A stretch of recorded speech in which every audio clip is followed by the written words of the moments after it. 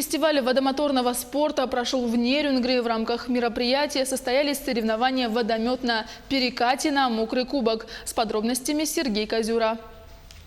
Соревнования проходили на реке Чульман в районе городского пляжа и были разделены на несколько этапов. Наиболее зрелищный – это спринт, парные заезды на скорость, а также водный слалом. На участие в мероприятии зарегистрировалось 9 экипажей. Помимо нерюнгринцев были и гости. Участников у нас нынче с прошлым годом, если взять, то немного меньше. Участники у нас приехали выступать с Амурской области, город Благовещенск, а также несколько экипажей из города Тынды. Ну и, соответственно, наш местный город Нерюнгри. Ну и, соответственно, мы пригласили, наша команда, участвовать в этом формате коллегу из судебных комиссаров КСК, судей с города Якутска. Для самих участников наиболее интересным стал этап по прохождению мели и перекатов. Конечно, не у всех получалось пройти его чисто.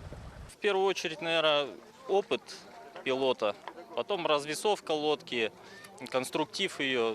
Как бы много факторов влияет на прохождение спецучастков. И в этом году очень понравилось, вот как бы не так, что просто мощность мотора выигрывает, а конкретно мастерство пилота и штурмана.